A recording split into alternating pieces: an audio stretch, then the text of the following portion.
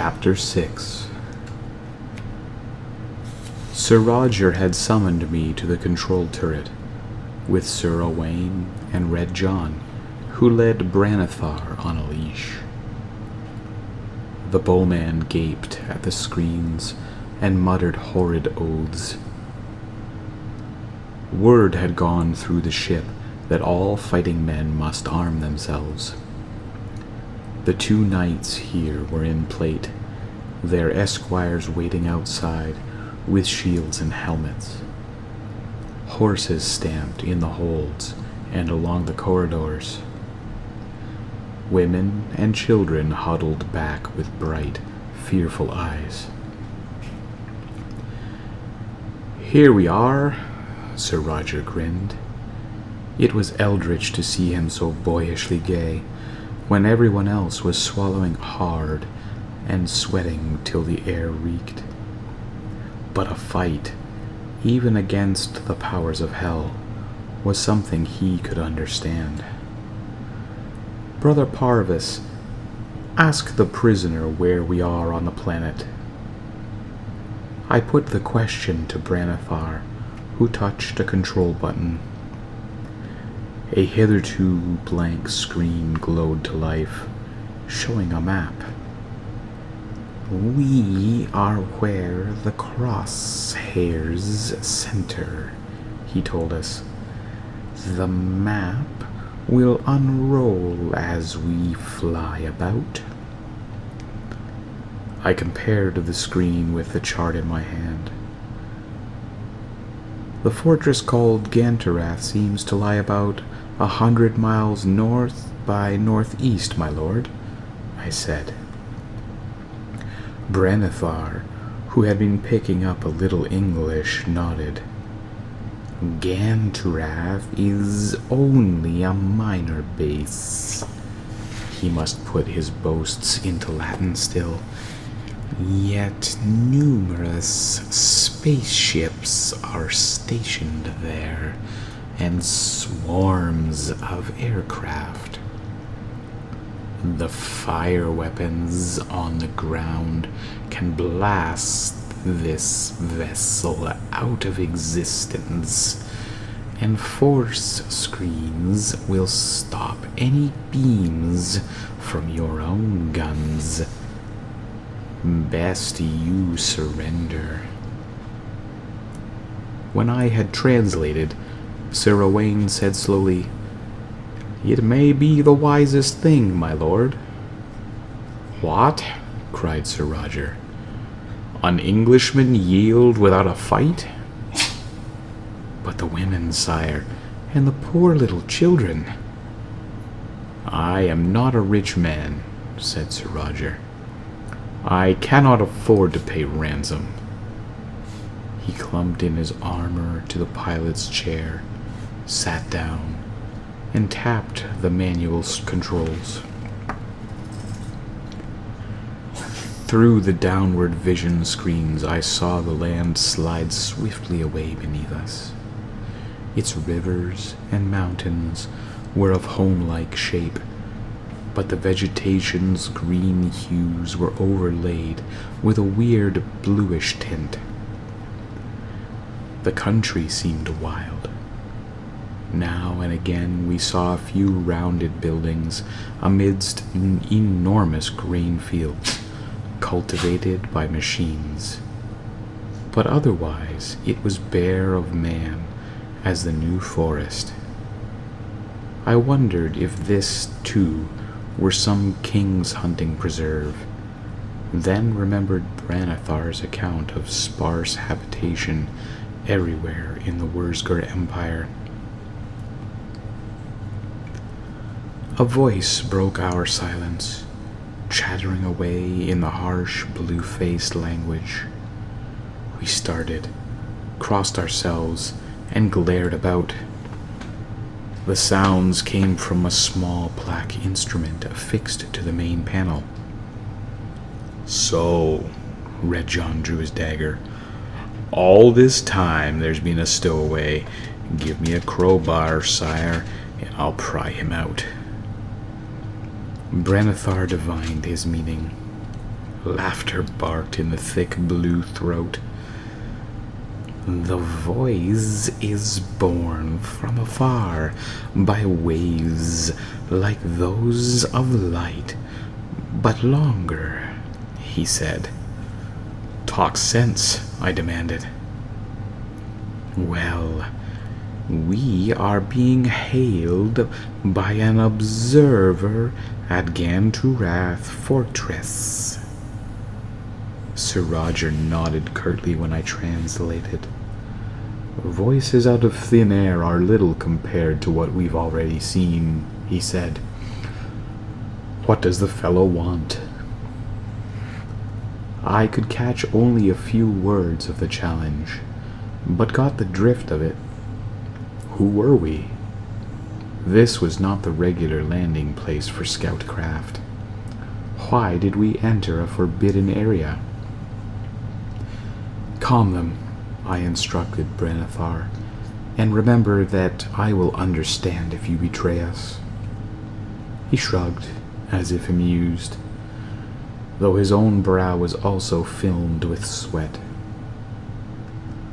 Scout ship 587 Zin returning, he said. Urgent message. We'll halt above the base. The voice gave assent, but warned that if we came lower than a Stanthax, we would be destroyed. We were to hover until the crews of patrol aircraft could board us. By now Ganturath was visible, a compact mass of domes and half-cylinders, masonry over steel skeletons, as we later found out. It made a circle about 1,000 feet in diameter. Half a mile or so northward lay a smaller set of buildings. Through a magnifying view screen, we saw that out of the latter jutted the muzzles of huge fire bombards. Even as we came to a halt, a pale shimmering sprang up around both parts of the fortress. Branethar pointed. The defensive screens. Your own shots would spatter harmlessly off. It would be a lucky hit that melted one of those gun muzzles where they thrust out beyond the shield. But you are an easy target. Several egg-shaped metallic craft, like midges against the huge bulk of our Crusader, approached. We saw others lift from the ground. The main part of the fortress. Sir Roger's fair head nodded. "'Tis as I thought," he said. "Those screens stop a fire beam, mayhap, but not a material object, since the boats pass through." "True," said Branethar by way of me. "You might manage to drop an explosive missile or two, but the outlying section where the guns are would destroy you." "Aha!" Sir Roger studied the Wurzger with eyes gone pale. "So you possess explosive shells, eh? Doubtless aboard this very craft, and you never told me. We'll see about that later." He jerked a thumb at Red John and Sir Owain. "Well, you two have seen how the ground lies. Go back to the men now, and be ready to emerge fighting when we land." They departed, nervously eyeing the screens, where the aircraft were very near us. Sir Roger put his own hands on the wheels that controlled the bombards.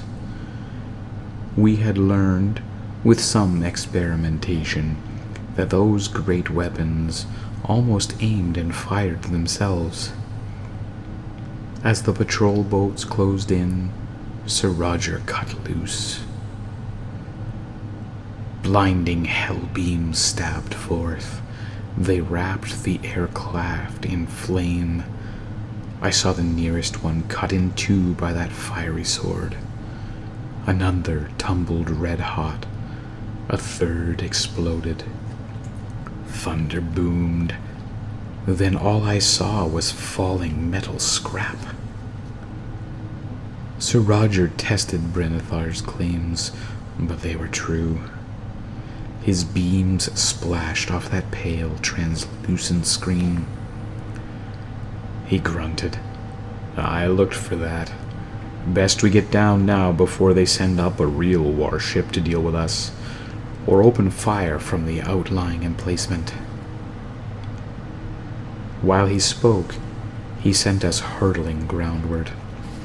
A flame touched our hull, but then we were too low.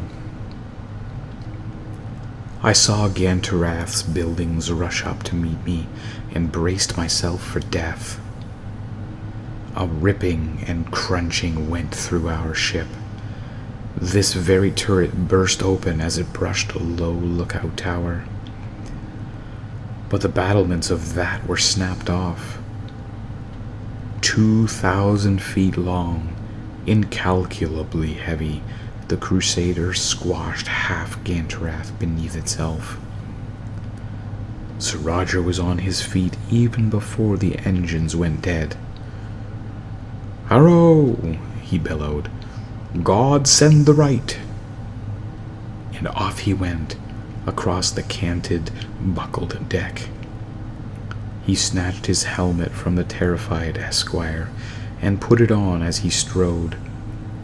The boy followed, teeth chattering but nonetheless in charge of the de Tourneville shield. Branethar sat speechless. I gathered up my robe and hurried off to find a sergeant who would lock up the valuable captive for me. This being done, I was able to witness the battle.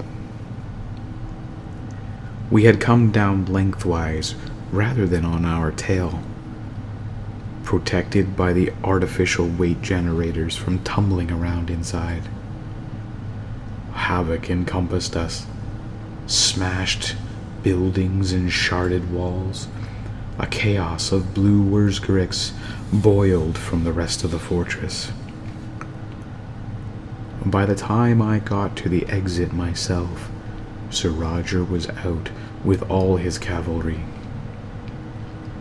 He didn't stop to gather them, but charged into the thick of the nearest enemies. His horse neighed, mane flying, armor flashing. The long lance spitted 3 bodies at once. When at length the spear was broken, my lord drew his sword and hewed lustily. Most of his followers had no scruples about unknightly weapons. They eked out blade, mace, and morning star with handguns from the ship. Now archers and men-at-arms poured forth, yelling. Belike it was their own terror that made them so savage. They closed with the Wurzgriks ere our foe could unleash many lightning bolts. The battle became hand-to-hand, a leaderless riot, where axe or dagger or quarterstaff was more useful than the fire beam or pellet gun. When the space about him was cleared, Sir Roger reared on his black stallion. He clashed back his visor and set bugle to lips. It shrieked through the din, summoning the mounted force. These, better disciplined than the foot soldiers, disengaged themselves from the immediate fray and joined the Baron. A mass of great horses, men like steel towers, blazoned shields, and flying plumes and lances aloft formed behind my lord.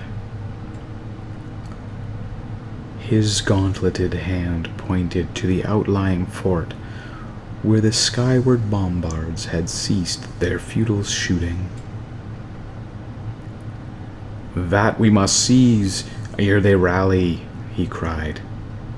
"After me, Englishmen, for God and St. George!" He took a fresh shaft from his esquire, spurred his charger, and began to pick up speed. The earthquake roar of hoofs deepened behind him. Those Wurzgeriks stationed in the fort poured out to resist the attack. They had guns of several kinds, plus small explosive missiles to be thrown by hand. They picked off a couple of riders, but in that short distance there was no time for more long-range shooting, and they were unnerved in any event.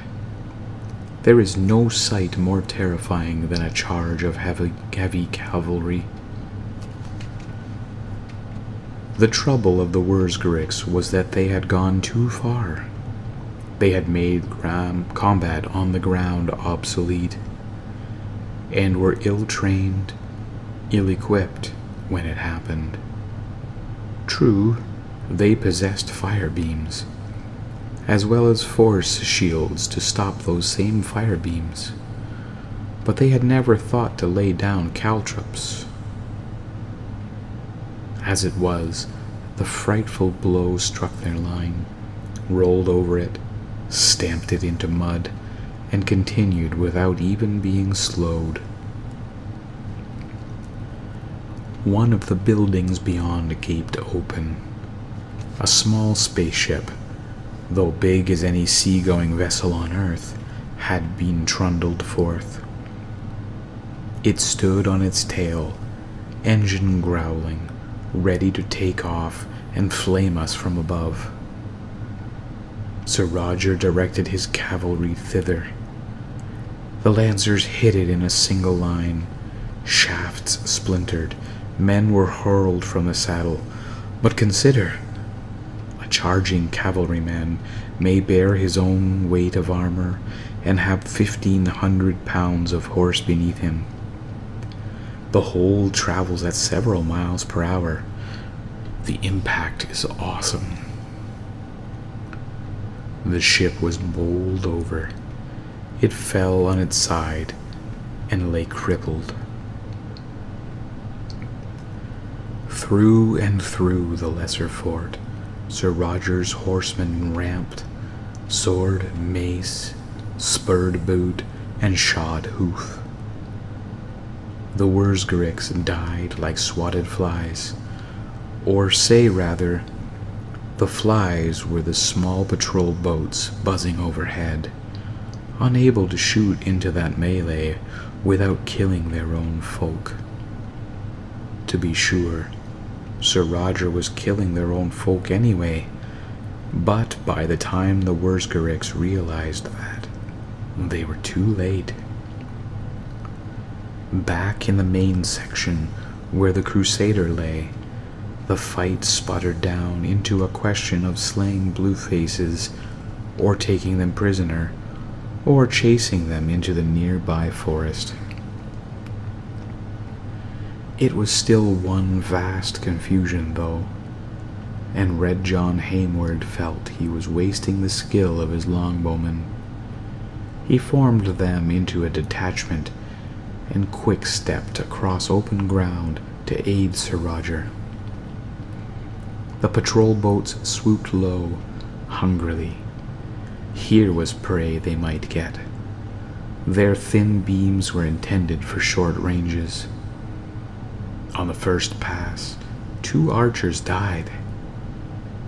Then Red John yelled an order. Suddenly, the sky was full of arrows. A cloth-yard shaft with a 6-foot yew bow behind it will go through an armored man and the horse beneath him. These little boats made matters worse by flying directly into the great goose flock.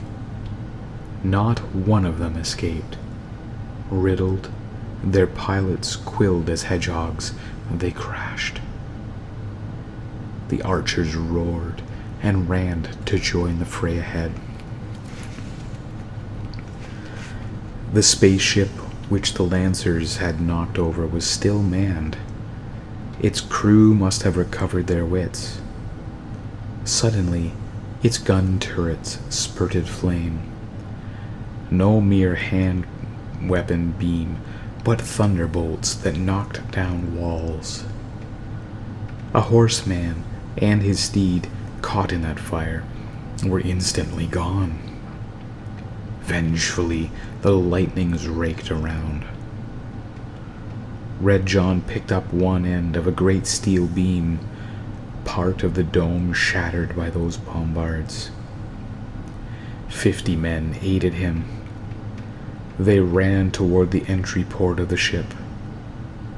Once, twice, crash. Down came the door, and the English yeomen stormed within.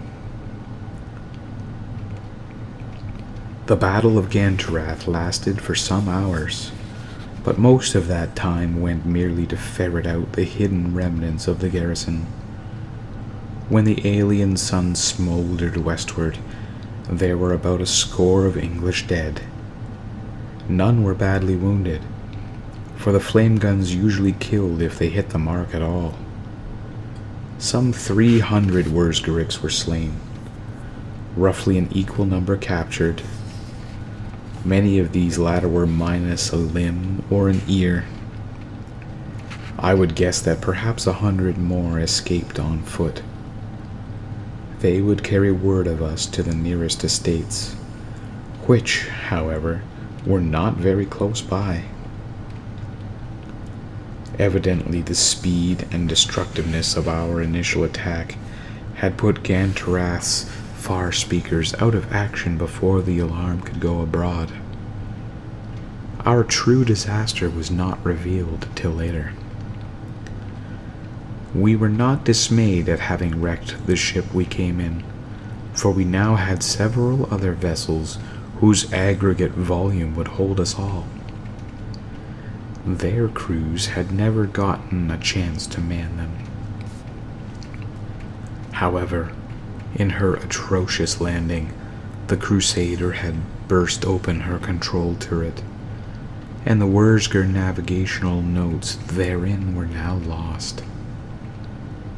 At the moment, all was triumph.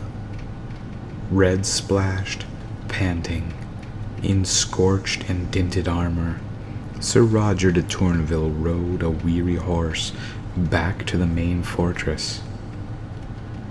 After him came the lancers, archers, yeomen, ragged, battered, shoulders slumped with exhaustion. But the Te Deum was on their lips, rising beneath the strange constellations that twinkled forth, and their banners flew bravely against the sky. It was wonderful to be an Englishman.